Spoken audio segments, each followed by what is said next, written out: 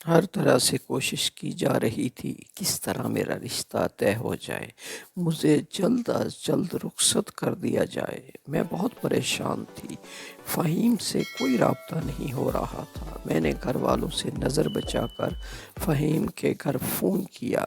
فہیم کے بڑے بھائی نے اٹھایا، میں نے جلدی سے بند کر دیا۔ دن رات اللہ سے دعا کرتی کہ کسی طرح فہیم سے کوئی رابطہ ہو جائے۔ شاید خدا کو ہمارا ساتھ قبول تھا، اسی لیے ایک دن امی دوپہر میں گھر میں نہیں تھی۔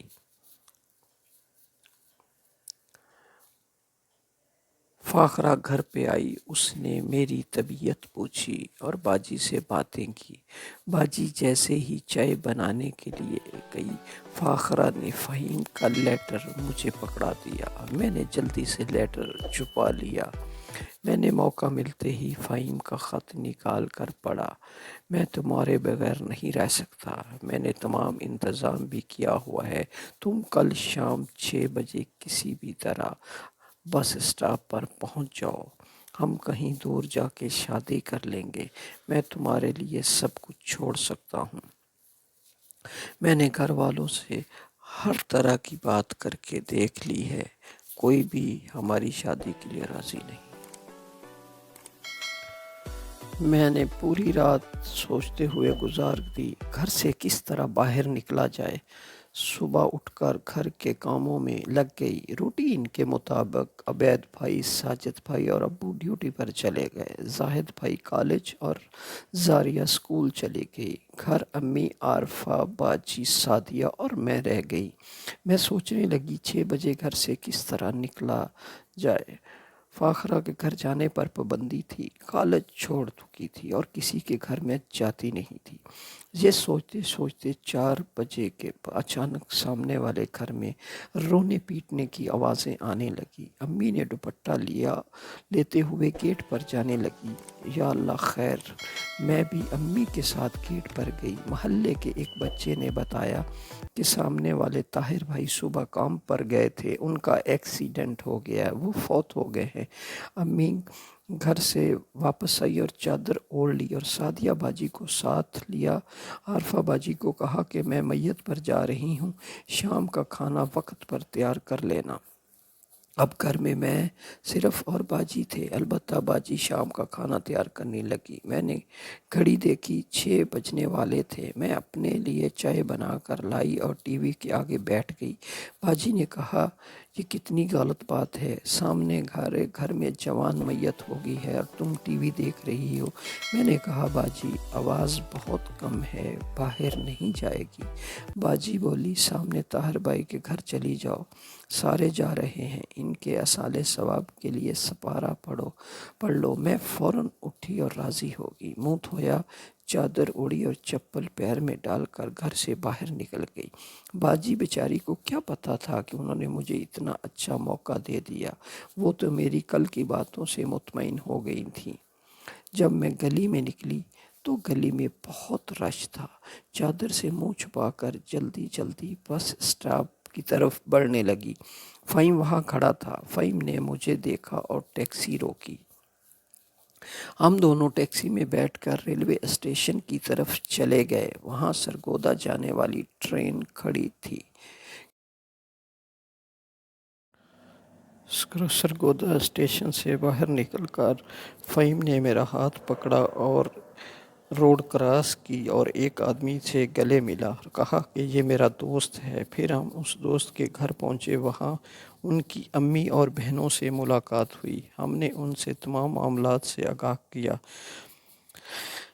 فہیم نے میرے لیے ضروری شاپنگ کی اور اس دن شام میں میرا اور فہیم کا نکاح ہو گیا۔ نکاح کے وقت امی اور بہنوں کی بہت یاد آئی۔ کیا کرتی؟ عمر کی امی نے مجھے تسلی دی اور اس رات میں نے فہیم کی رفاقت کو پا لیا اور ایک ہفتہ پلک جھپتے گزر گیا۔ اب ہم ایک دوسرے کے ساتھ رہنا تھا۔ فہیم نے عمر کے بھائی کے ساتھ مل کر ایک نوکری ڈھونڈ لی۔ عمر کے بھائی گھر والوں کے ساتھ مل کر مجھے گھر رہنا تھا۔ تنہائی میں سب کو یاد کر کے بہت روتی۔ ایک ساتھ گزر گیا، گزرتے میری جھولی میں ایک بیٹے کا تحفہ آ گیا۔ روشان میری آنکھوں کا تارا تھا اور میں اور فہیم اس سے بہت محبت کرتے تھے۔ اس سارے عرصے میں میرا اور فہیم کا اپنے بھائیوں اور گھر والوں سے کوئی رابطہ نہیں ہوا۔ ایک مرتبہ فہیم کے بڑے بھائی نے عمر کے گھر فون کر کے فہیم سے بات کی۔ انہوں نے کہا کہ میری 2 بیٹیاں ہیں اور جب سے بابا جان کو یہ پتہ چلا ہے کہ تمہارا ایک بیٹا ہے تو بہت خوش ہیں۔ انہیں پوتے کی شدید خواہش تھی جس کی وجہ سے تمہیں معاف کر دیا اور کہا کہ تم اپنے بیوی بچوں کو ساتھ لے کر کراچی آ جاؤ۔ 1 ہفتے کے بعد ہم کراچی پہنچے۔ آج بیٹے کی وجہ سے میں معتبر ہو گئی تھی۔ بیٹیاں چاہے جتنی بھی ہوں، پیاری ہوں، مگر عورت کی یہ خواہش ہوتی ہے کہ وہ ایک پہلا بیٹا پیدا کرے۔ فہیم کے گھر والے، اس کے 2 بھائی، 2 بھابیاں، بابا اور بہنیں، اور بڑی بھابھی فاخرہ کی بڑی بہن تھی، آسیہ باجی تھی، سب جب ان سے مل کر بہت خوش ہوئے۔ فہیم کے بابا نے روشان کو گود میں لے لیا تھا اور اسے بہت پیار کیا تھا۔ فہیم بھی اپنی فیملی کے ساتھ بہت خوش تھا۔ کچھ لوگوں نے مجھے نظر انداز کر دیا۔ ان لوگوں میں اجنبیوں کی طرح تھی۔ صرف آسیہ باجی مجھ سے اچھی طرح ملی اور ان کا گھر بہت بڑا تھا۔ اس گھر میں مجھے ایک کمرہ دے دیا گیا۔ فہیم کے ابو بزنس مین تھے اور اس کے دونوں بھائی بھی ان کے ساتھ کام کرتے تھے۔ گھر کے بہت سارے کام میرے ذمہ لگا دیے گئے۔ اب میں سارا دن گھر کے کاموں میں مصروف رہتی۔ روشنان زیادہ تر دادی کے پاس ہی رہتا، صرف رات کو میرے پاس آتا۔ وہ بھی لوگ کوشش کرتے کہ وہ میرے پاس نہ آئے۔ فہیم سارا دن گھر میں رہتے یا ٹی وی دیکھتے یا پھر دوستوں میں چلے جاتے۔ میں نے کئی بار لفظوں میں کہہ چکی تھی کہ آپ فیملی والے ہو، لہٰذا انہیں بھی اپنے بابا کے ساتھ مل کر کام کرنا چاہیے۔ میری اس بات سے چڑ جاتے اور مجھ سے لڑنے لگ جاتے۔ سب کے سامنے ایسا فیل کرتے جیسے انہوں نے مجھ سے شادی کر کے بہت بڑی غلطی کی۔ میری ساس بات بات پر مجھے ذلیل کرتی، اپنی بیٹیوں کو مجھ سے بات نہیں کرنے دیتی تھی۔ یہ تمہیں بگاڑ دے گی ذلیل، اور تمہیں بگاڑ دے گی۔ ہر ایک کے سامنے بڑی بے غیرت لڑکی نے بھاگ کر شادی کر لی اور اس کے بھائی بڑے بے غیرت ہیں جو چپ کر کے بیٹھ گئے ہیں۔ اگر اس کی جگہ پٹھانوں کی لڑکی ہوتی تو وہ جان سے مار دیتے۔ خاموشی سے ان سب باتوں کو سن کر آنسو بہاتی اور ان باتوں کو برداشت کر کے ماں باپ کی نافرمانی کی سزا تھی۔ فاخرہ آسیہ باجی سے ملنے آتی تو بتاتی کہ تمہارے دونوں بھائیوں کی شادی ہو گئی ہے، وہ اپنے اپنے گھر میں بہت خوش ہیں۔ عابد بھائی کی بھی شادی ہو گئی ہے اور زاریہ نے میٹرک کر لیا ہے، مگر تمہاری وجہ سے کالج میں اس کا ایڈمیشن کی اجازت نہیں ملی۔ اس پر سخت پیرا ہے۔ میری غلطی کی سزا میری بہن کو مل رہی ہے۔ میں نے اپنے گھر والوں سے ملنے کے لیے تڑپتی رہتی تھی۔